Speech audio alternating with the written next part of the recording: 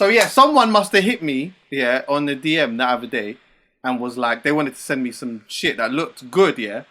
But I can't lie, bro, because at first I was like, usually I'll send it to the studio, innit? Yeah.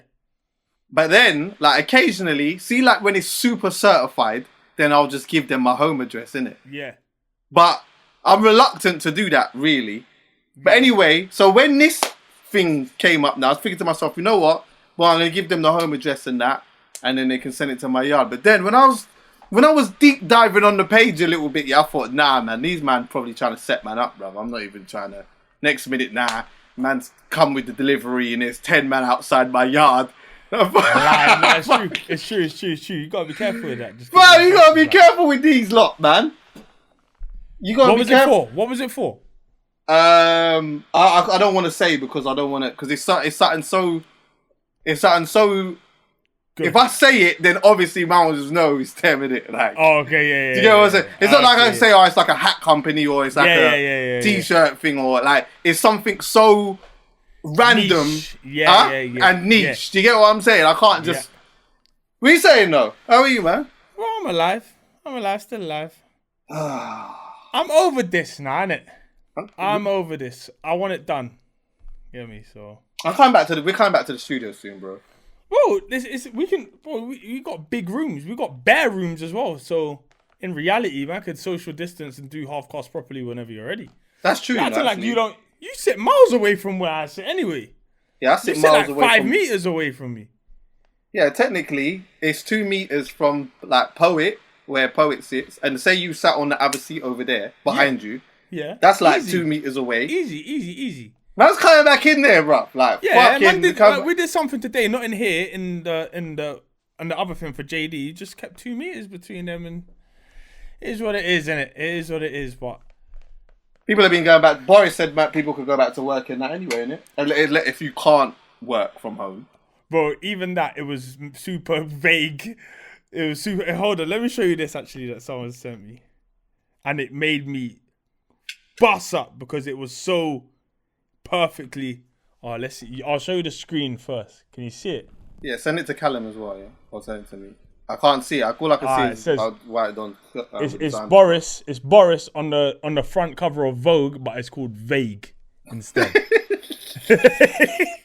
And it's just all the headlines. You maybe go to work, visit family, but only if there's one, unless there's more. Go outside, but stay. Do you know what? I saw a sick one as well, actually. I gotta do this. Hold on 1 second. I say go outside, but stay inside as much as possible. Yeah. Yeah, he was on a super vague one. I can't hold on 1 second. Schools can open, but only if they can. Like, it's just like. Alright, here's one. Listen. So we are saying, don't go to work. Go to work. Yeah. Don't take public transport. Go to work. Don't go to work. Stay indoors. If you can work from home, go to work. Don't go to work. Go outside. Don't go outside. And then we will or won't do something or other. Oh, mate.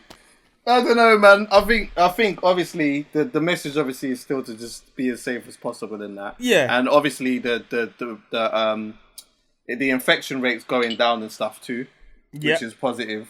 But yeah, it's mad. It's like literally the sun's outside beating. Bro. The sun outside is beating, and it's hard for people to just not to do stuff. I bought a bike. You know that. I've got a gym in one of the studios, basically. For real? I've got punch bags, weight bench, dumbbells. Are you jogging in that as well? Are you jogging on road? Nah, I battered my knee. I've finished my knee. My knee like 2 weeks ago. I'll be out for 6 weeks. So I can do stuff like that doesn't require too much mobility. But at the moment, I'm struggling to even walk upstairs. Probably for the next few weeks, man. The knee's the worst, bro. That's why I ended up buying a bike. Because see the jogging on street thing? Obviously, I had surgery on my knee anyway. So I've got that. I've already talked about the mental barrier in my mind where it's I can't. So so jogging on hard concrete and that is not going to work for me. But the bike thing, I can't even lie. Bikes are perfect for bad knees. Oh, it is absolutely sensational.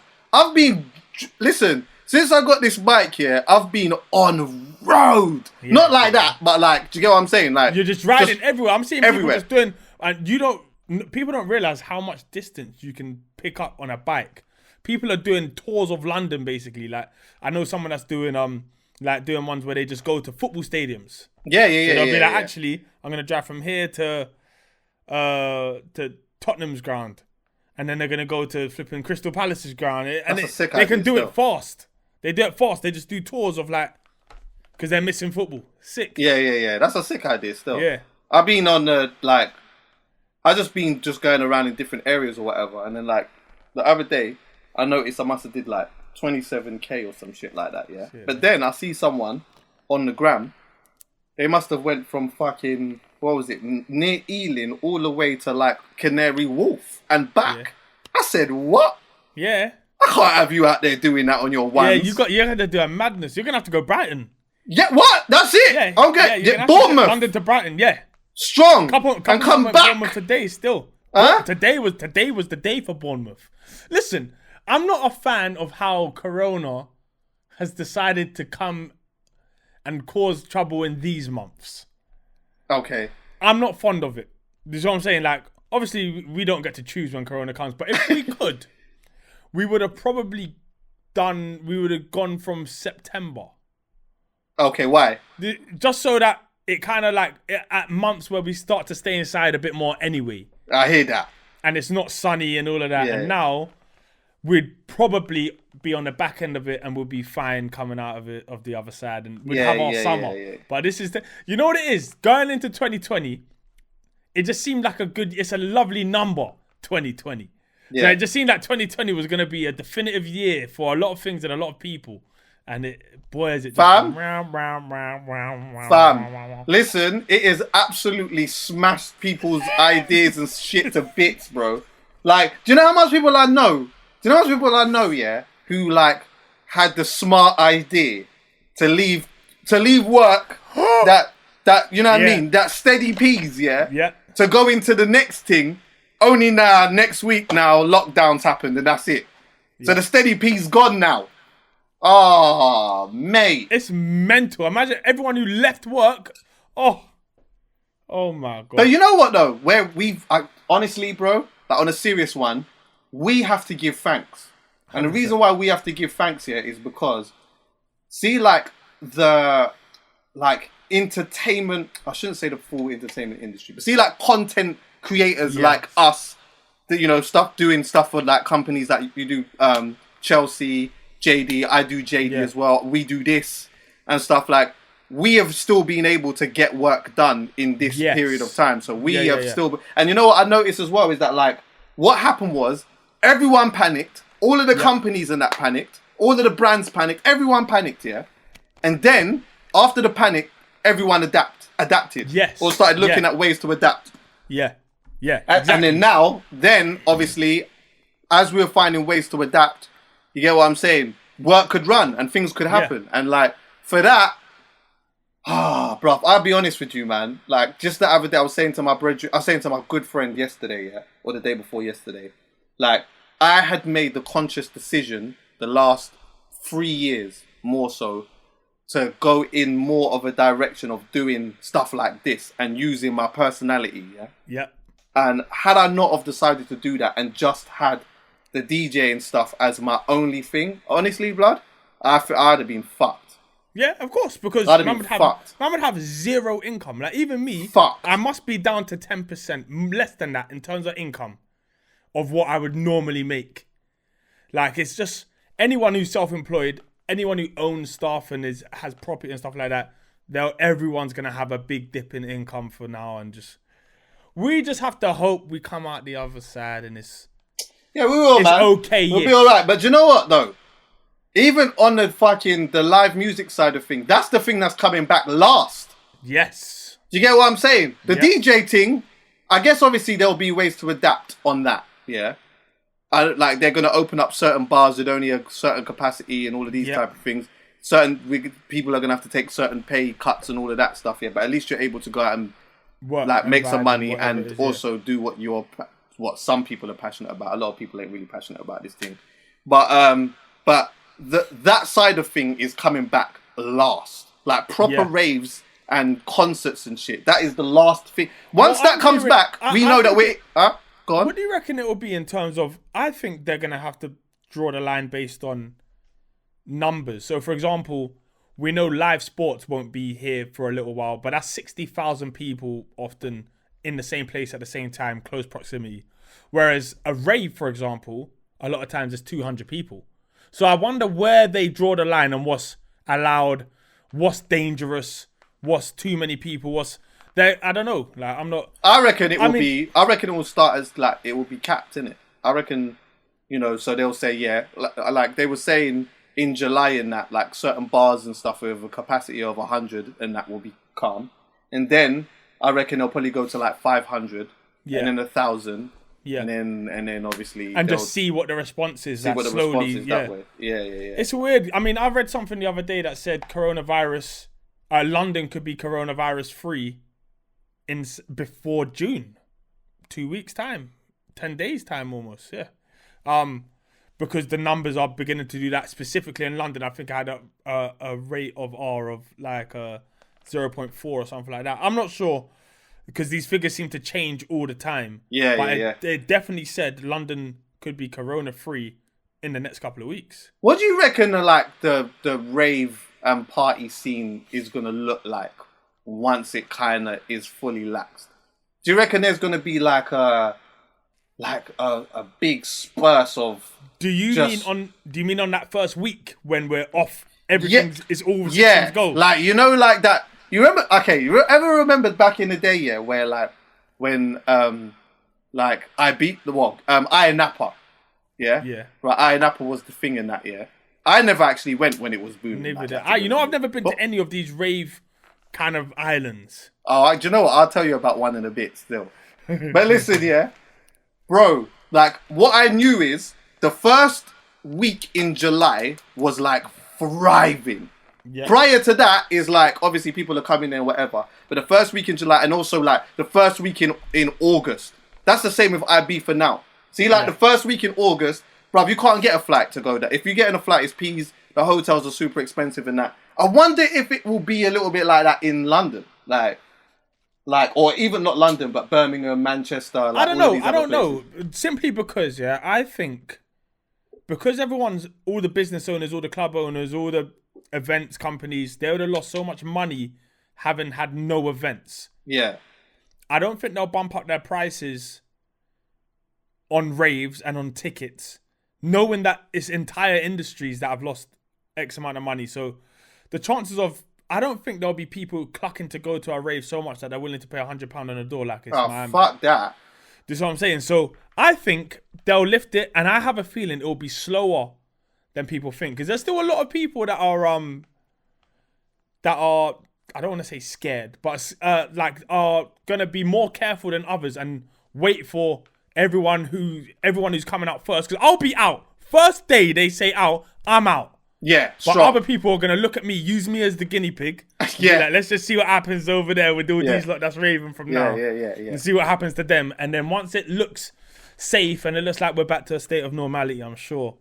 Did you know it's funny that you said about the guinea pig? Yeah, because I know a brother who said he went to go and like check, a girl that he's like super close with or whatever. Yeah, they got a thing and whatnot now. Yeah, and he's telling me they were just seeing each other at a distance, innit? But she's had the thing, innit? She's had the corona and that. Yeah. So, but he's gone and seen her on a social distance kind of vibe. Yeah. Yeah. Anyway, like obviously he wants to go in there but he can't, innit? Because of she's had it or whatnot. But the next couple of days, she's going to see her parents. So he was kind of on the vibe of, listen, go and check your parents, yeah? And providing no one gets licked down, then I'll come and check you afterwards. Yeah.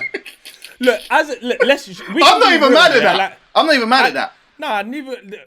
Everyone can do the kind of the media thing, and I can sit here and say, yeah, I've made sure I've stayed 2 meters away from absolutely everybody in the world, apart from the people in my household. Everyone knows I'm chatting shit when I say that anyway. Do you know what I'm saying? Like, I kind of can't be bothered to always say that I'm always 2 meters away from everyone all the time. Yeah. And as time goes on, people are becoming more and more relaxed. I've noticed it even over the last week. Yeah. That people, maybe it's just a West London thing as well, but No one seems to be following the rules over here. Yeah. Well, I think it's certain parts of London as well, man. But I said before, and you go like to Halsden ain't been doing that from the get go. Yeah. I heard flipping Brixton and them type of areas. Man, ain't. They're just not doing it. They're just not. They're just not on it. They're just not even on it. And the thing is, yeah, it's like you can do it for 23 hours of the day for a lot of people, but sometimes you see your brethren, you're just like, even like you see like everyone's doing the elbow thing right now. Everyone's just bucking up. You're inside 2 meters, brother. Like, yeah, you know what I'm saying? True. Like, let's just. And listen, man ain't washing their elbow like that. I lie. Yeah. Not man ain't washing. Man's I don't look to my elbow and think. You look at your elbow, you want to cream your elbow. You don't look at your elbow and think I'm always gonna wash that elbow and make sure it's sanitized. Like, you know what? I've washed my elbow in that, but like, I've never consciously washed my elbow. No, you consciously cream your elbow. Yes. That's it. That's what you do. You don't consciously like wash your elbow. No. Yeah, it's not one of the things, isn't it? You don't do it really like But I noticed that you stuck to not getting a trim in that yet still. You're still with me. Yeah, no. We're one of the few. We're one of the few still ain't done it. Listen, everyone's gone back and got trims. Everyone can kind of not pretend that they're living like 2 meters away from everyone, but at some point, pretty much everyone would have broken the rules and done something and gone inside 2 meters of someone somewhere. It is what it's humans. I've actually really felt sorry for barbers as well, though. Like when this happened as well, because 100%. They're also like the last batch to get back into normality, because they're having to deal with like just people's hair and everyone who's in the beauty kind of that world. Anyone who's can't get no toes done. Yeah, exactly. You can't do. Or listen, like it's just one of those things where these are things that are like necessary, mandatory for us. Yeah. We must get trims. Girls must get nails or hair done or whatever it is. Yeah. So we want things to heal up and fix themselves as fast as possible, so we can just. I need a trim, man. So what? You never been to? What? See, like, where was the first Mandem holiday? Where did you go? Mandem. Yeah, like, see, like, because we just talked about Ayia Napa quickly, yeah?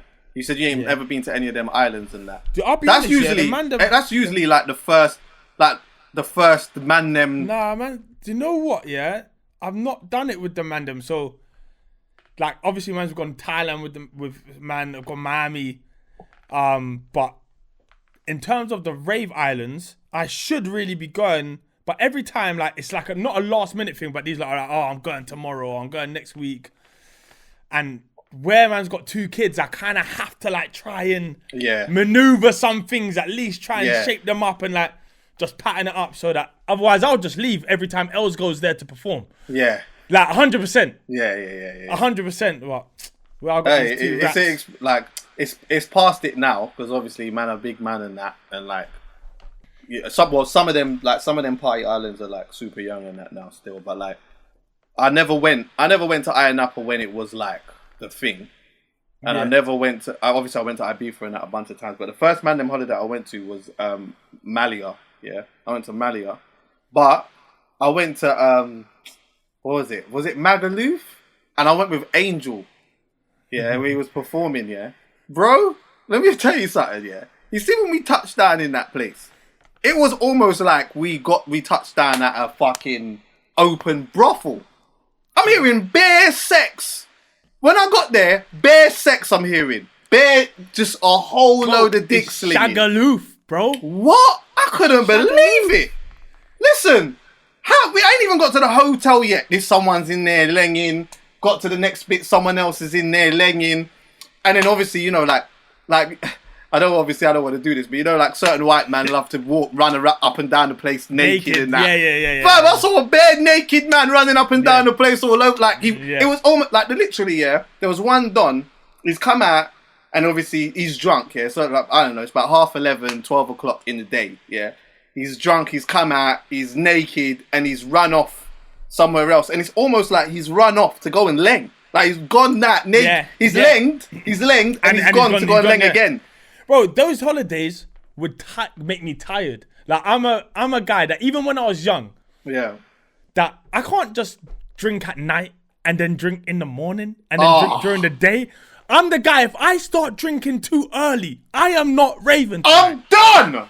I'm finished. I'm done. Listen. I don't know how these lot can do it. Let me tell you something. If I start drinking at 1, come 6 o'clock, you can't see me. You can't see me. Bro, if I'm day drinking, I need a couple of D's minimum and a nap between 6 and 9. Yes. I need a nap between 6 and 9 in order to reactivate. And I'm gonna be honest with you. I'm not a good drunk sexton either. I fall asleep. If you draw, listen, let me tell you something. If I go out and you draw me, and I'm drunk, I'm coming back. But but I'm falling asleep. I'm falling asleep. I've come there with the right intentions. The thing is, I very rarely. Nah, it's bullshit. I do get drunk. I do get waved. Now I was gonna say I very rarely get waved. Nah, But I always get waved. Yeah, I'm a binge drinker. I'm 100%. I don't drink alcohol. I only drink alcohol to get absolutely frass. And once I'm frass, but I can operate frass. Yeah, so I'm not a bad drunk sexer. In fact, I'd say I was rather good. No, are you? I'm garbage. I think so, yeah. I'm garbage. I can't even get the thing like, bro. Listen, let me tell you. Nut. That's my thing, that you can't nut. So that's when you become the drillers. Yeah, no, obviously that's the thing. I've never had that problem, bro. I can always do that. I can nut on a semi. You can what? Yeah, I can nut. But that's the drunk sex. On a drunk sex, I could be like, it might not be where it's supposed to be, but I can still do that. But more time, I'm just gonna fall asleep, bro. I don't even. Honestly, bro, I'm gonna be honest with you. The drinking thing, anyway, is like, I've really been questioning whether it's worth it. It's not. Because that feeling the next day for me is like, it's too much for me, bro. But you know, here's the thing, that you see, there's a moment just in a good night. You see, like when you're just having a vibe outside, you're in a rave and it's a vibe, and you're that perfect level of waved. Yes.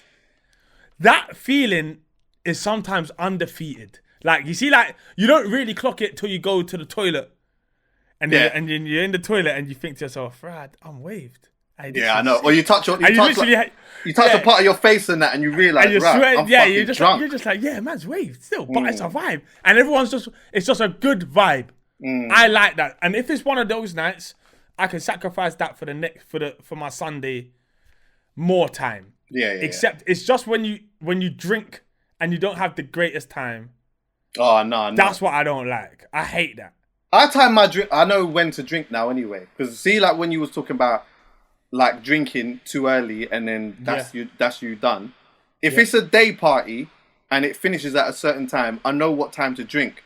If it's a nighttime thing, then I know what time it finishes. I know what time is the best time for me to drink. I know it sounds super calculated, but it's just the best thing for me because it's like, okay, cool. If the dance is finishing at 4 a.m., this drinking at 7 p.m. thing is not going to work for me because come 11 o'clock, I might not even reach the dance. I might not even want to go. Yeah.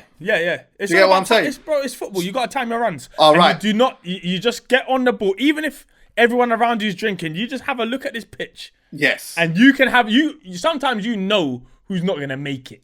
Exactly. The whole 90 minutes. You know who's not going to make it. But you time it right and you really just want to be touched just as you arrive. That's at it. This rave. That's what I'm the substitute guy. So you put me on at the 60th minute and I'm great. Because you know what it is, I'm on drinking at like, if the dance finishes at 4, so say it's like the 90-minute game, put me on at 12:30, which is like 60 minutes in, then you'll get a good thing from me. With me, if it's a 4 a.m. rave, I prefer to start at 1:30 because I'm a killer. I'm coming on when the defense is tired. Yes. Easy, like I got all the energy. I'm just coming on at 1:30. I can even start drinking then and just have a fast start if I want. But alcoholism might even peak actually once this is done. Oh, and porn. Oh, well, nah. Porn after this is done. Let me tell you something. After this is done. After this is done, I reckon my prediction is next year the population growth is going to be insane. Because the amount of dick slinging that's going to be happening once this is done. Oh my goodness, bro. Like, everyone's going to be out here on a... Like, not everyone, but a lot of people are going to be out here either rekindling vibes or, you know, connecting with vibes that they spoke to online or whatever it may be. There's going to be a hell of a lot of that. Yeah. And There's also... a lot of April babies. Oh, loads of them. Yeah. And there will... Honestly, man, I'm going to say this as well, just so you know this as, like, as... I've told you so. Not that you could do anything about it. But I'll be honest with you, there's going to be a hell of a lot of premature ejaculation. Enough of that. What? I don't know. Sliding in for the first time after how many months? I don't know. It depends on what... If you've been watching a lot of porn. Because the thing is, if you're not careful, you can be... Do you know I'm on like a proper porn detox right now? Are you? How long have you been not watching it? Only like 4 days.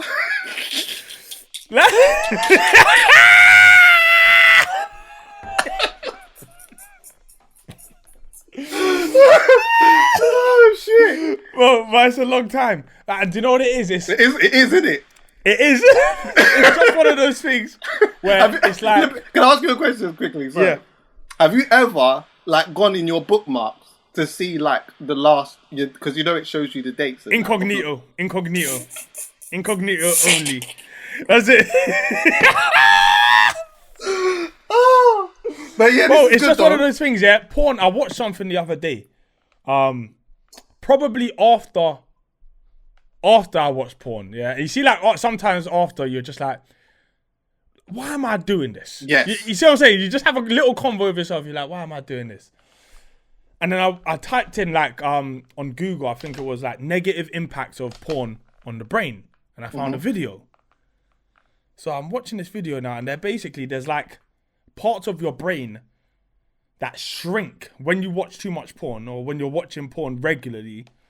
It shrinks, and it shrinks like I forgot exactly what the term was, but basically your ability to have like you watch so much porn that you're now desensitized to porn in the real world. Not porn, but as in sex. And it doesn't, like, nothing can turn you on because all you've been doing is watching Lisa Ann, Ali Hadid, all of these lot. Yeah, of course. So, but they said it's repairable. Like, they're saying that it has huge personality, like, traits that it can give to you if you just continually watch it. It changes you physiologically. Yeah. No, that makes a lot of sense. To be But honest they said with it's you, reversible. So they say, like, if you can, like, it doesn't matter even if you've been watching porn for 10 years, twice a day for, like, bare people have. that's a lot. But I ain't gonna lie. Even if I've watched a lot, but like, I'm open with talking about that. But it's not like if let's be honest, yeah. Well, for me anyway, when I'm with someone, I watch it less, but I still watch it. yeah, You get me? yeah. If I'm not with someone, then I'm on it. Or Yeah. I'll be honest as well. Sometimes when I've been in the long term, I have like a period where like I'm invested again. Well, do you know what it is? It's like a trap, and it like keeps bringing you back terrible. somehow. I don't understand, but it basically says that even if you've watched it for 10 years, like regularly, you can undo the damage by like just not watching it for like 3 weeks. Okay, 3 weeks. That's Yes, literally, a few weeks. It's hope. There's hope for us. yes, definitely. There's hope for everyone. So I'm on day 4. Do you know? On it, like that's a conversation in itself, really, because you know what? It's like for me as a big man, yeah, I know when I'm going and I'm doing that, I know what it is that I'm doing, yeah. Yeah. But also, I guess this is a side conversation, but there is a lot of people that are like addicted to porn that would not say the word addiction. Yes. Do you get what I'm saying? Like they wouldn't say I'm addicted because you wouldn't want to believe that you're addicted. Yeah. You would make an excuse for it not being an addiction, but really it is an addiction, isn't it? It's like 100%. It's a 100% an addiction. But then on the flip side of that, yeah. Fuck! You just made me realise I'm addicted. Yeah. And everyone who's watching has just realised they're addicted. Yeah. You know what? You fucked it. Kinda. I'm gonna make an excuse. Kinda. Yeah. But do you know what though? Like when I was younger, my access to adult films was a lot more difficult than it is now, yeah? Yeah. So, like, for a young buck who's got their phone in their hand, they're 13 years old and that, yeah? They could just type generic things into Google, sex, willy, vagina, whatever it is, yeah? And then see stuff. And then that is their introduction into, like, the sexual world, yeah?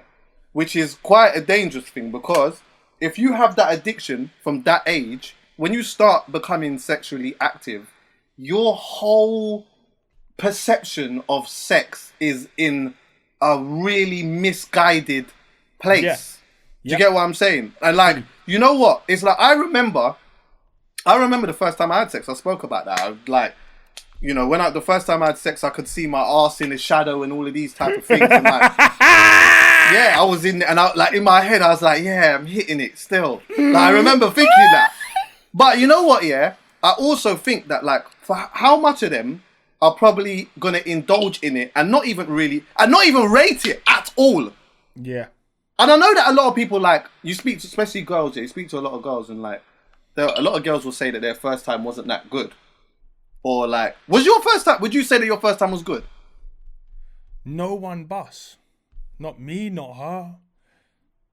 What, did you not know that that's what happened? Yeah, but I just couldn't nut. Jesus crispy. Yeah. The whole album, the whole Pretty Ricky album, the whole thing, no nut. That's impressive though, still. But you know what? I just think that a lot of them will just not even rate it because they've been going down a dark hole and finding themselves watching a whole bunch of stuff that is far from the reality of what happens in sex, innit? And that can have a crazy effect on the young bucks, bro. Yes, 100%, 100%.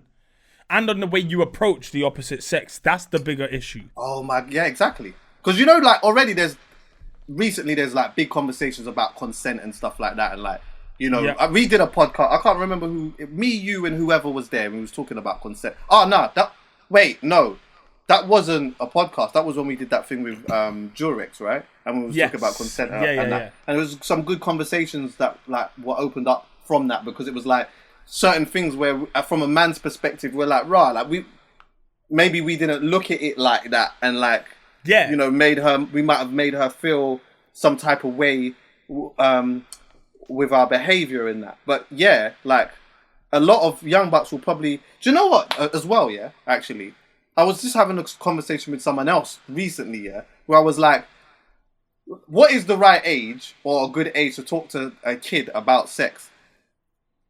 What's a kid? Are you saying a kid as in like a 10-year-old? Okay, your kids, yeah. You got two kids, yeah. What age do you feel that you might start talking to them about sex? I think it will change.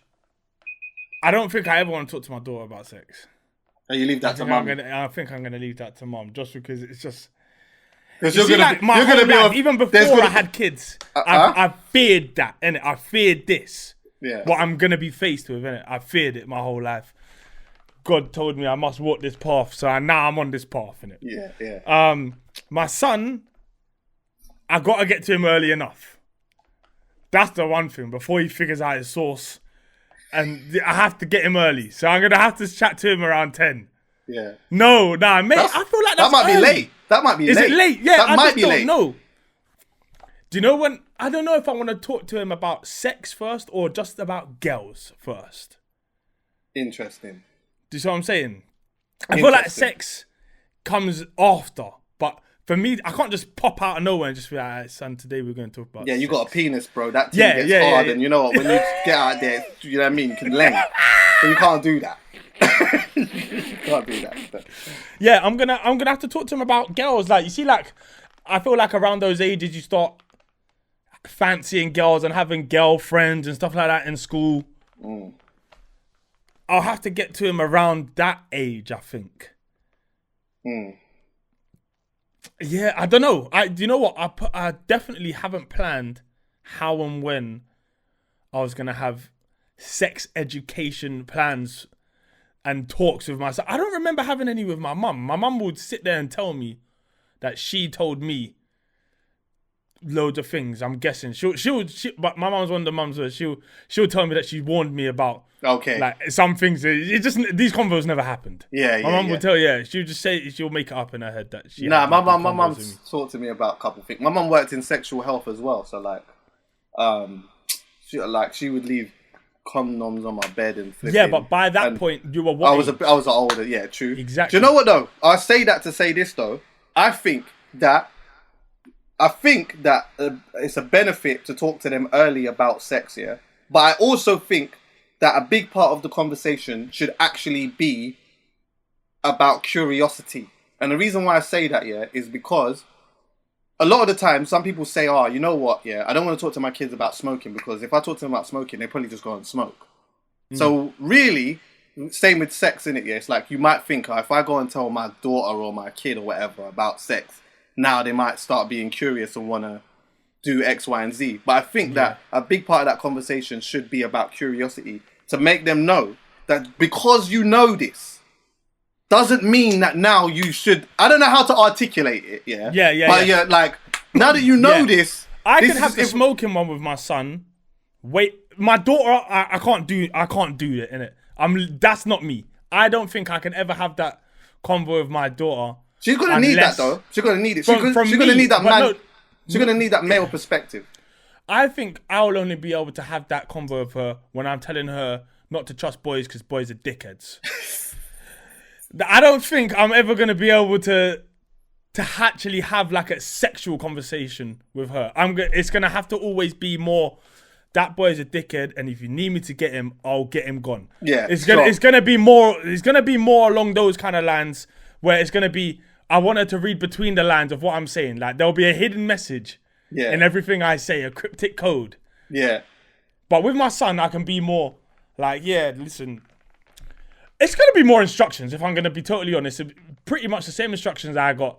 Don't come home with any girls pregnant early doors. That's rule number one. Before we even get to what sex is, I'm letting you know what you can't do. Before you even understand what it is. You do not bring back a pregnant lady. Yeah. You just don't. But then also the conversation of curiosity. Just because I've told you this now, doesn't mean that now you're going to go and slide in with no you get what I'm saying? Because, you heard it's nice and warm and, you know what I mean? Yeah. You're not allowed to do that. Well, listen, let's have it right. There's dangers all round for boys and girls. I'm pissed because I've got to deal with both at some point. Honestly, bro, I'm more likely to have these conversations with my son after he not discovers what sex is, but once he's at an age where it's undeniable, he knows what sex is. And I'll just be like, be careful, because how many things and isms and schisms and problems do you see? Even this week we've seen one with footballers, and like this stuff happens all the time. And as a boy, you need to dot your I's and cross your T's when it comes to this kind of stuff. And as a girl, I think also though, that you're sorry to cut you, but I do think, to play devil's advocate though, your daughter would benefit more from someone like you talking to her about it than someone who has lived a straight and goody two shoes thing. Yeah, because you'll be able to give her a true understanding of certain things and the way that, like, not sex actually, but boys. Yeah. You get what I'm saying? Because I can't say to my daughter, listen, this is how you put on a condom. To be smart. Because, get me, man was laying down bad things when I was younger, you get me? So, like, don't trust these. You can't sit down with your daughter and be like, so this is a condom. No. What you Yeah. My thing is going to be, listen, like, boys are wolves in sheep's clothing. You can't trust none of them. You trust me and you trust your brother. You don't trust them. And you bring what, and as soon as you find one you think you can trust, you bring them home. Let me see if I can trust him. Let me interrogate. Let your brother have a word. Like, I need to know. It's not gonna. I'm not gonna be able to say to her stuff like, "Oh, this is the dangers," and I'm not even the type of parent that's gonna be like, "Well, when you feel like the time is right," I can't even have that. I'm leaving that to mum. I'm leaving that all to mum. My thing is, if you need me, I'm here. If you need to talk, I'm here. We'll talk about it. But until then, fuck boys. I'm looking forward to the day where I'm able to have them type of conversation. Luckily for me, actually, I'm able to have, like, certain conversations with my younger brothers because they're quite a bit younger than me. Yeah. So like, you know, they know that they can ring me and chat to me about anything. And there's been a couple of times when my brothers rang me on certain things, yeah. And like, I've loved it. Because it's like, you know what? Bro, trust me, bro, you're not like, that happened to me. Yeah. I like that. Yeah, don't, bro. Trust me. I know you're panicking. When it's your brother, it's nicer though, because there's still, it's not dad, daughter or dad, son. It's still there's the thing. Like I've got a 16-year-old sister. I can't chat to her about none of this. All I can say to her is the simple. Listen, don't make me. Don't get me. My thing is simple. I usually don't even finish the sentence. Don't start. Don't make me come outside for anyone. Trust me. So that, like, I just keep it super simple. Yeah. And she knows what that means. Yeah, of course. But one day you're gonna need to have that. One day you're gonna. No, I can't. That's my mum's role. That's even my missus's role. That's everyone else's role. As long as the role's there, as long as the role is there, then I'm here for the talk, but I don't know how to have a convo. It would be, I'm not an awkward person, but trust me, I'll make that one awkward, like by accident. Like, as in, that will be awkward. I can't just sit down and talk to my sister about sex. So how do you talk about, like, what's the situation with boys? What the fuck? Do you know, that's not me. I can't. Like, the thing is, I'm mad lucky because I could chat to my mum about anything. But with that being said, though, I just wouldn't, like, I am more likely to chat to my pops about things than I would my mum, really. See, that's weird. For me, I can probably go mum. My mum will know what when I'm up to man cried or whatever it is. If shit hit the fan, I could, like, if I said to my mum, rah, like, I could, alright, in the worst case scenario. Yeah, no, I'm not going into detail, but if I'm saying, yeah, man's obviously, like, linked up that thing, she might be pregnant. Yeah, like, I wouldn't letting her. Oh, okay, yeah. So I wouldn't talk about, rah, like, you know, premature ejaculation and that. Nah. You get what I'm saying? No! But you know what? Like, say worst case scenario, rah, like, mum, I think I might need to go clinic because fucking. Yeah. But I think maybe that might come also from the fact that my mum worked in sexual health, though. Yeah. So, yeah. Do you know what I mean? Like, with stuff like that, I would probably not probably. I would definitely prefer to confide in a friend. Yeah. Before I go to a parent. Yeah, and I don't know why, because you should be able to trust them with absolutely everything. But it's just like a awkwardness. You can say to the man, I think man might got the clap still, or you can't go home and tell that to your mum. No. I guess it's about the relationship you build with your thing. I personally... It's good if you can, though, by the way. It's good if you can... Yeah, of course it is. But I think it's always easier with same-sex things. So if a mum and a daughter and a son and a dad... I could be wrong, but that's just how I see it. I would rather speak to my dad about something to do with my dick than my mum. When... I think, though, as for me, as I got older, I've wanted to talk more about sex with women. Because I've always wanted to, like, I've always had a curiosity in, like, what they talk about. To get what I'm saying? And how they feel about certain things. Because enough times, we can think, when we're 16, 17, 18, whatever, we have all of these urban myths. Mm-hmm. You get what I'm saying? And take these urban myths into our sexual activities and start trying to lay down these urban myths. These times, the girls, like, not even embracing that and then going back and telling their brethren, like... Yeah, it's mad. Like, last night, he was going... I don't know what he was on. But, these times, because I'm thinking... I've heard the urban myth. And I thought that this is the... You get what I'm saying? That's it. If man go left, right, left. Yeah. That's the promised land. Yeah, but see when women... See, like, not when one, but see, like, when 5, 6 or 7 say... Have, like... They all their opinions align on this one particular thing. Then you know that there's real substance to this because it's them. Do you get what I'm saying? So it's their bodies. For example, when they say that we're too rough. Yes. You just soften it. And the same way that we say they're too rough. Yeah, or too much teeth. Exactly. Yeah, exactly. So too much teeth. Like communication. Communication is key. Oh, come on. Yeah. Yeah. I'm a communicator. Anyway. If there's too much teeth, I'm letting it be politely too much teeth. Are you saying? Yeah, I might. Yeah, of course. I might just. I'm just doing this. That's it. I'm just moving slightly just to try and change the angle. Nah, you just gotta request a bit of slobber. That's all. Really good. But did you watch? The Last Dance? Not all of it, Bro, I've watched. How far are I'm you? almost at the end. I'm now past Dennis Rodman, and I'm on to just past Dennis Rodman. Let's talk about Dennis Rodman quickly. Actually, Yeah. Dennis Rodman, to me, is a man who has truly exercised being a free spirit at a time where that shit wasn't even nearly cool. Yeah. Not even nearly cool. Yeah. He was always just on his own. He showed up, but when he wasn't at work, he clocked out, bro. Bro, the guy he's a menace. He did whatever he wanted, whenever he wanted, and he would still always perform. Bro. He was just, you have to rate it. And you can call it weird. It's definitely peculiar, like everything he does. Yeah. Only because to us, we can't fathom it. I can't fathom having like painting my nails and doing the stuff. But bro, do you know, I have to rate him like 1 zillion% because he just doesn't care. He's doing everything he has to do to make him happy. Yeah. Perfect. But also, bro, like, his behavior today really isn't that peculiar today in today's society. Because everyone, like, there's all the conversation. Oh, you know, if you want to wear a dress, wear a dress. And, you know, if you're going, like, why is there a section for men and women? It should be all together and all the colours should be mixed up and all of this stuff. And we should, you know, if you want to do... he's right. But back then, that wasn't the... Bro, even dyeing your hair. You see a couple people doing it. Saw a couple footballers here and there doing that, But he had that regular. His hair was never its true colour. His hair was just always just mad different. We're watching that documentary, and seeing his hair colour changes, and we're not even noticing that too much. Yeah.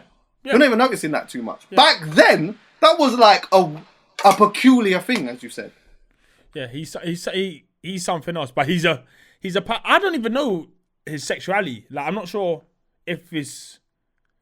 I have no idea if his how he acts is because he's bisexual or gay. I have no idea if he's straight or what, but he's just doing whatever he does to make him happy. Honestly, I think that I think he's straight. I just think that he is just a free thinker in the sense that, like for example, obviously we've seen him wear dresses and all these type of things, and I think that, like, you know, if he seems like one of them guys where if he was having sex with a girl, and, you know, a bunch of strangers who are men decided that they wanted to come in, he would have no objections with that. So, you know, you want some slice? You know what I mean? You got a cute ass? Yeah, jump in. Yeah. You get, but that doesn't mean he's going to indulge with my man. But he's just like, you know what? Come on, if you want to, and she consents.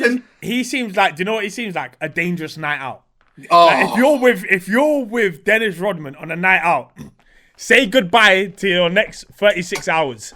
Maybe more. Do you know what? If I went out on a night with Dennis Rodman, I know I'd be waking up the next morning, clutching my pillows, mortified. Bro, I don't think you wake up the next morning. I think you go all the way through and you wake up the morning after the next. This guy is something else. Yeah, it's nuts. He's something else. Free spirit. I want to just tell you one thing that he does, because just like, it's not too much of a spoiler, but bro, the man missed practice. And they was like, where is he? Like, where is Dennis Rodman? They didn't even know where he was. Do you know where he went? Vegas. No. He went to WWE and came out with Hulk Hogan. Start smashing man's head with the chair and that. Man missed practice. But you know what, though? He got paid 250 bags for that. Yeah? Yeah. Knowing that he was going to get a fine, innit? Yeah. So, he got the Chicago Bulls must have fined him like 50 bags or something like that. Yeah. So really, he took home 200 bags. And guess what? He turned up to the game. Of course he did. He turned up. He didn't miss the game. He just missed a practice session to go and do that because he clocked out. Once he clocks out, he's out. Yeah. Yeah. Scottie Pippen as well was another like good character that super legend, man. When I was young, I always used to hear about him, but I never knew much about him like that. But it was mad to see that he was like one of the top 5 or top 3 rated players in Yeah. the whole of the sport, and he was being paid like less than the top 100, bro. Yeah, it's mad. Insane. Contracts, Huh? contracts, man. It's a lesson.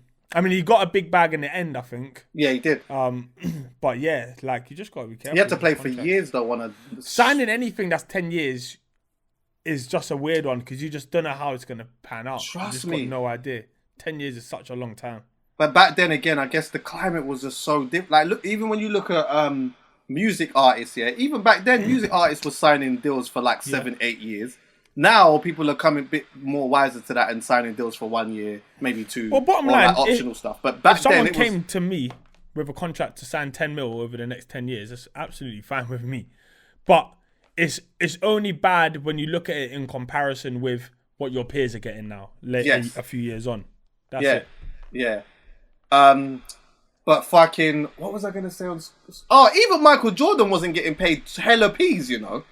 Like for what he was doing, he wasn't getting paid hella peas. Yeah, exactly. But because he was making so much Endorsements. peas with Nike, he was good. It was like, all right, cool. You're giving me X amount of millions. I'm not loving it, but it's all right because Nike's giving me the fucking bag. Yeah. But the Michael Jordan story, bro, is like, there were so many interesting things on it, bro. Like even the fact that just a reminder that Nike actually isn't that old compared to the other brands. Exactly. It's not that old. Yeah. And like, what do you call it? Converse was like the thing. Yeah. Converse was the Mad. thing. Nike wasn't the Bro. go-to. Though Nike have had a mad run. And boy, oh boy, is Jordan had something to do with that. Bro. It's nuts. It's incredible, bruv. And like, he wasn't even to foresee that he was going to do that. But you know what? Like, just coming off the Jordans quickly, yeah.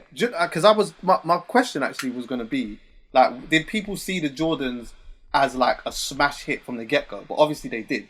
Because they sold mad, like, numbers Ridiculous. straight away in that. And they've consistently done that. Like, all the way up till now, which is nuts. But the one thing that I found really interesting watching that documentary, was the fact that, like, it seemed like Michael Jordan relished off negativity.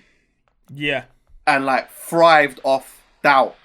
And, like, it worked out for him in a unbelievable one-in-a-lifetime way.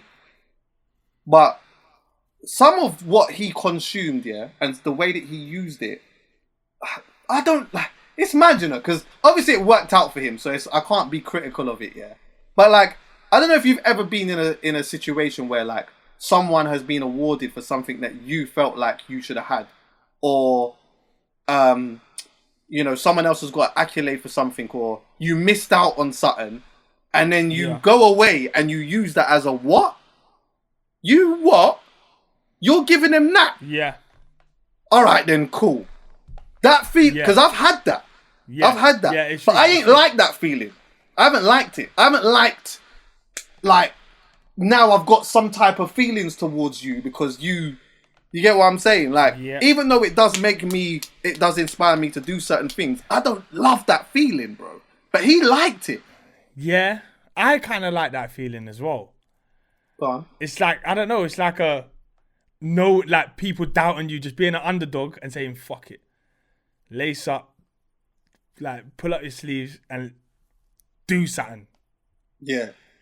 I don't know, I like it. There's something satisfactory about it. It almost becomes you against the world. Some people thrive off it, like a Marino thrives off it. Yeah. And some people just like prefer, most people I would say prefer just a smooth sailing ride. Yeah, see, I don't ever want the smooth sailing, because the reality is that I do, when certain things happen in that, I'm like, bro, one of the reasons why I started the podcast was because of that. Yeah. Do you get what I'm saying? But, like, at a point, I had to let go of that feeling that I had towards that company. Because maybe that could have been to my detriment, because I could have been like, if I kept holding it, then maybe I might have even done even more bigger things. Yeah. But I don't know, like nah, man.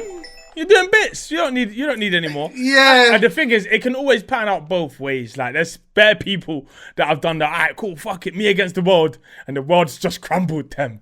The world's just battered them. So it just depends. Yeah,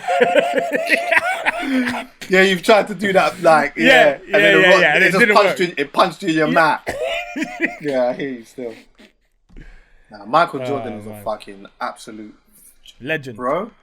You know what? I watched watching him, watching some of his clips and that, and then you look at like other ballers like Kobe, LeBron, and all of this. I don't know much about basketball, but one thing that I noticed, which is almost the same type of comparison that people use in football when they mention like Messi against other people, is that like the pure difference between, say, like a Michael Jordan and a Messi is that like they have such a natural gift, that you have other people that come along and they are sick, but that sickness is down to like they've had to work super hard to do that. And this is not to say that they haven't worked super hard, because they have, but there's this extra special thing that they have within them that like there's no matter how hard you work, no matter how good you are, unfortunately you're just not gonna be. And it's a swagger. So for example, you got Scottie Pippen, who is in many ways so important. In many ways, like the most important. Same with Rodman, because they allow players like Jordan to go and like just cause mayhem and grab the front, the flipping front pages of the newspaper headlines. But the source that some of these lot can play with, just this knowing how to just turn a game on its head. Take it. I'm winning this game. I'm doing this. I'm the star. It's special, man. There's only a few players in the world in any sport that can just dominate like that. That's only a few. That's another thing as well. It's like when you watch that, and you see the amount of times a man are getting the game-winning shot. Like that's like deep that for a minute, you know. Yeah. Deep that for a minute. Clutch. There is 6 seconds or 4 seconds on the clock. 4 seconds on the clock. You need to find the yard or space, an inch, and then you've got to take that shot. Like, well, man, he did it in Space Jam, bro. He did it against the Monstars. This is not a joke. He's been doing this his whole career. So, I don't know. It's special. That's what I think defines sick players from other sick players, from the special ones, from the world-class, elite, top draw players, is clutch. When it actually really matters, can you make it happen? Yeah. I feel that's like in almost business across the board, you know. Yeah. And like pretty much when shit really matters, especially when shit hits the fan. You see, when shit hits the fan, what are you gonna do? Can you stand up? Are you gonna be counted? Because enough people like can't be, or they don't want to be in it. They want to celebrate when it happens. They want to celebrate in it. Because there's how much people, see, like when someone, like, you know, you come through and you, I don't know, something happens, there's a big celebration. How much people are in the celebration? But see, when you have a team and shit doesn't go that well, like how much people are in there, like, you know what, I'm standing there next to whoever it was, and we, you know what I mean? We win together, we lost together. Enough people don't do that. Enough people, that's when people are on the phone, start talking about, so-and-so should have done this and should have done that. And deep down in your heart and soul, when someone wants to pass you a responsibility when shit hits the fan, you don't even want it. You're trying to pass that. Exactly. You're trying to pass that on to someone else, so that if the ball gets dropped, now you got someone else to pass the blame on to. Do you get me? It's personality, man. It's personality traits. I feel like a lot of sports in general, especially team sports, how you play will tell you a lot about your personality. So you have hard-working footballers, then you got the swaggiest players, then you got the ones that do all the running, the ones who are willing to sacrifice everything. Like, I think a lot of it is personality. Yeah, for real. Yeah, for real. Yeah, bro, go and watch that anyway. Like, finish it because it's sick. I'm gonna finish it today. It's definitely a good documentary, boy. Are you watching anything else? Not really. Do you know what's crazy? Yeah, literally in the last couple of days, I've said to myself, I've watched pretty much everything on Netflix. I've watched so much stuff, so much murder things, so much flipping series where people getting killed. I watched Gangs of London or I ain't seen that. all What's of this that kind say? of stuff. It's good. It's Is good. it, yeah? Yeah, it's good. Watch it. What is it about, kinda? Literally Gangs of London. Oh, okay. So it's like I'd say like the white gangsters, pinstripe suits, get your name on a piece of paper and get rid of you. Obviously combine that with like Albanians and all this, but it is very good and it starts fast. So that's mad actually. When we talk about Gangs of London and that, just outside of the thing, man never talk about the Albanians, you know. Like, these man are what? Yeah. Can't rant with them, man, you know. Nah, not What? once. Listen, can't rant with the Albanians. Nope. Do you know what? I remember one time, these Albanians this was outside Ealing Broadway train station, These Albanians started swinging it out with some white dons, swinging it out, bruv. The Albanian brother swang and missed the white brother and punched the wall, bro. If I'm lying, I'm dying. The Ross Clark cement dropped off the thing, and he carried on swinging. I said, "Yo, listen, them man there, bro." I'll tell you another thing. It's actually, Yatesy's used to be the spot, and one time, one of the man them got into a situation with we didn't know. I didn't know it was the Albanians, and I'm gonna be honest with you. I'm gonna be honest. I'm gonna keep it all the way funky. I didn't know it was Albanians, and two, to be honest with you, I don't condone this, but I've always been the guy that's hid by the tree and that's popped out, and that's popped out with the last minute. Yeah. The winner. So obviously, like, and that's wrong. So I'm just letting you know that's wrong. Yeah. So like, I've always been that one, and then like usually, you know, when you come back with the man them and everyone's talking about it or whatever. Yeah. And then like, you'll be right, and then everyone will be like, Chuck, everyone saw the last one, and then Chuck's had the last bang. Yeah. So anyway, boom.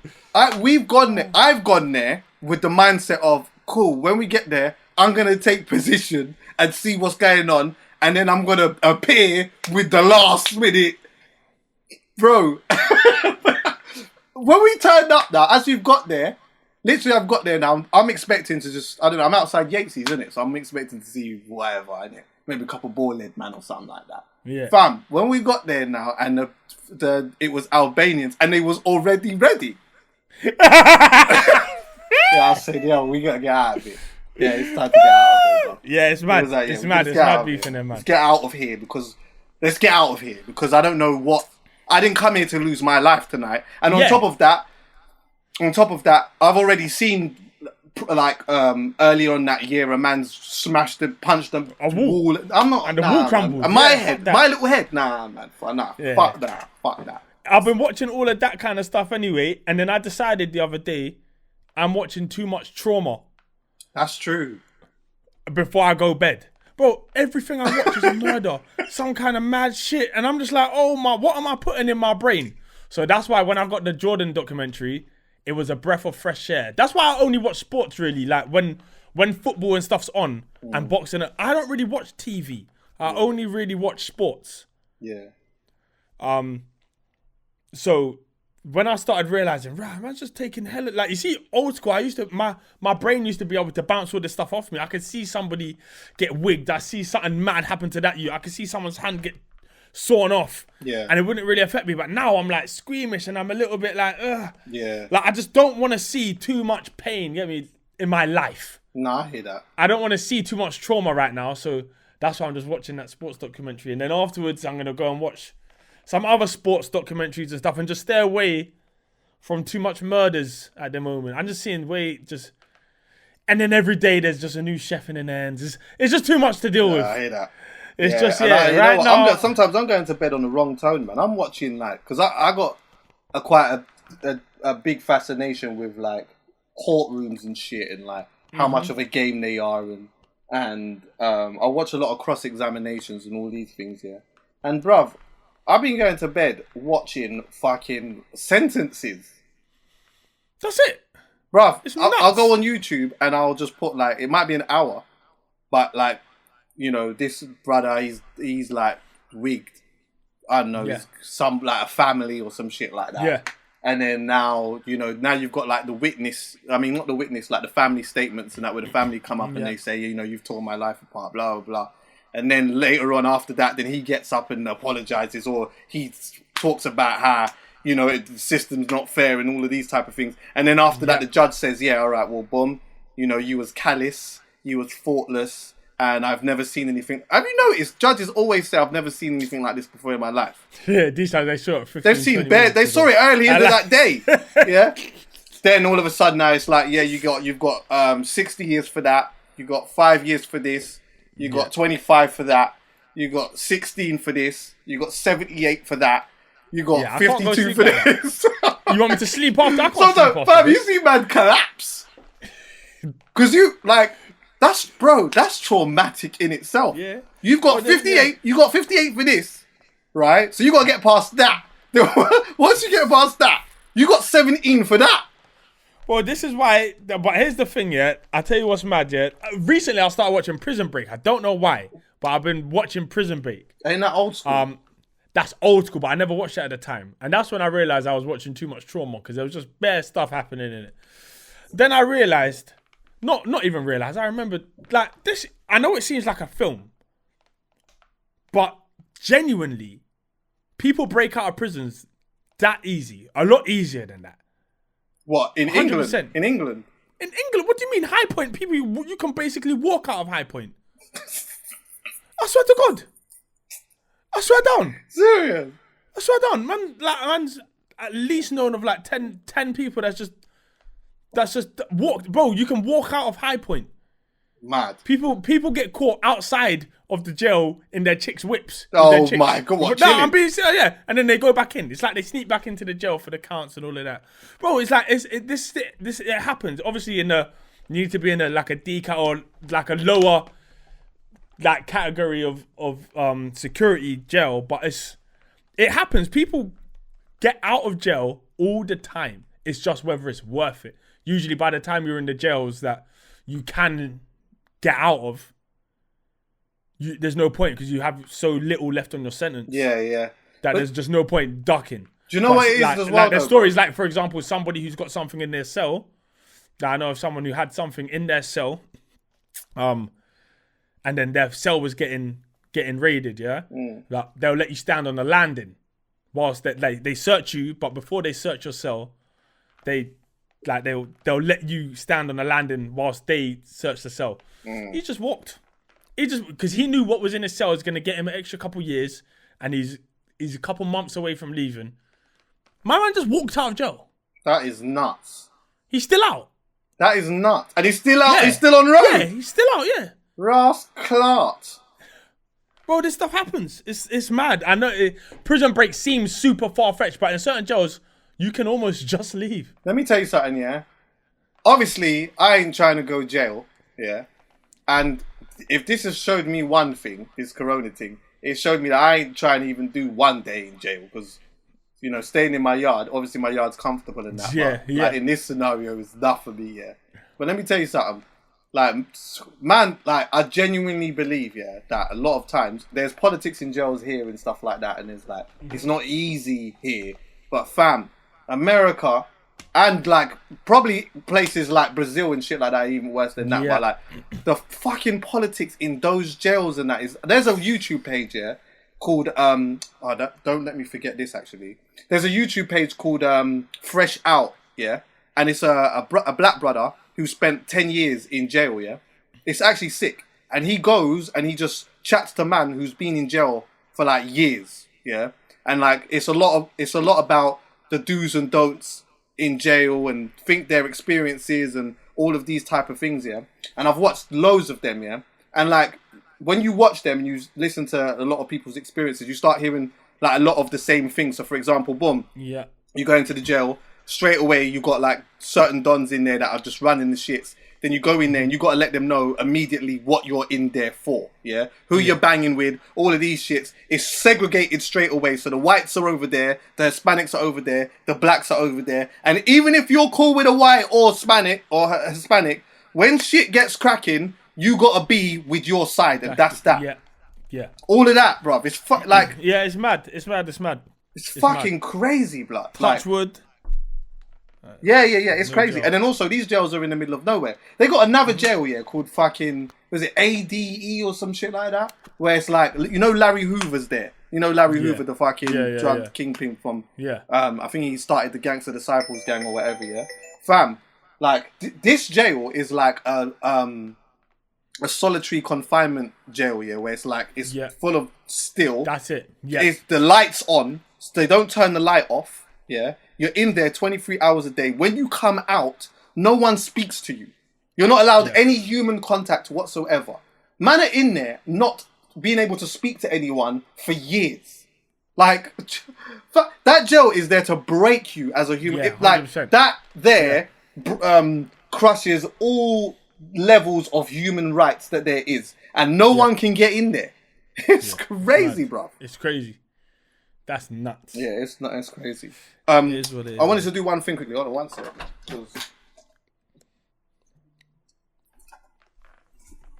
I wasn't paid to do this. But I remember I was saying to you earlier on, like sometimes people send me stuff or whatever. Some stuff is good, some isn't, yeah. But let me tell you something. I've been dying for like someone from here to come out with like good fragrances. Yeah, like good fragrances, innit? Man spending peas and... Huh? Yeah, go on. Bruv, these man... This black oud thing, I swear to you, bruv. These man came... Oh, shit. These man came to come link me, yeah? And the only reason, if I'm being honest with you, the only reason why I ended up linking them was because someone I checked for, I'm not going to name drop like that, but hit me and said, yo... they're so and such is trying to get through to you. So I responded to them straight away and I was like, alright, cool, come link me or whatever. Bruv, when the man put the first thing on my wrist, I was like, yo, Does it smell banging? I'm in, bruv. I wanted to buy something. He wouldn't let me buy nothing. But bro, there's shit, like, that's it now. Like, that's my do you know what's nuts, yeah? I literally, it's funny you say that. Like 2 days ago, I looked at my aftershave collection, and I treat my aftershave collection usually like, oh, what am I wearing today, bro? I'm down to like nothing. I'm down to like 3. Bruv, three ones that I don't even like. Check them, man. Get something from Black Oud. I'm due to go and get my smellies back. Yeah. And last thing before you cut, yeah, did you see what Joe Rogan announced? That you got 100 mil.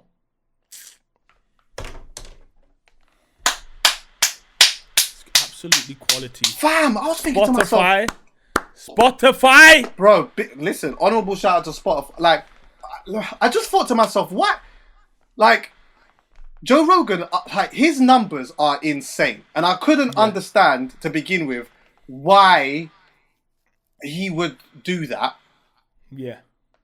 But then I just thought, like, it just shows you how serious Spotify are about they are about dominating this space now.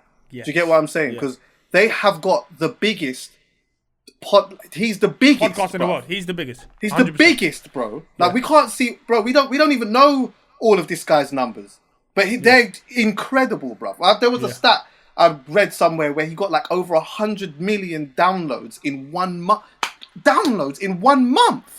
Yeah, it's ridiculous. Fam, ridiculous. That is the reason why I wanted to big that up here is because I just feel like that is a big look for the podcast community as a whole, because this is a game changer. I just feel like it's a game changer in a sense. He's taking his the YouTube side of it over there as well. That's why I say that. Oh, is it? Okay. His YouTube side's going over there as well. So I thought so, because I was like 100 mil. That's a they're taking his YouTube. Everything by the end of the year, everything will just be there. Everything will just be there. There's loads of conversations to be had in that, man, and it's sick, bro. And Joe Rogan is one of the few podcasters that I'm inspired by, purely because I just feel that in some senses I'm as curious as he is, and he's been doing it for a long time, but he's got an access where he can reach all different types of people. But there's so much stuff that he does that I would love to just naturally have conversations about, because that's just where I'm at with it. I know that there's a couple conversations I might have here that are just not popular, but I have them because I just want to. You know, when I started bringing urban finance here, it wasn't because I thought it was going to be a big hit. I just did it because I just wanted to talk to him about money and shit like that, and I've always wanted to have those type of conversations with a porn star, fucking. Yeah. You get what I'm saying? 100%. All types of people. But yeah, man. Listen, brother. Love and guidance. We say next one we may as well do it in the studio, no? Yeah, we might be back in the studio still. I'd like to. Yeah. Be back there. We can social distance in there. Yeah, 100%. Alright, brother. Blessing. Love. Look after yourself, yeah? You too.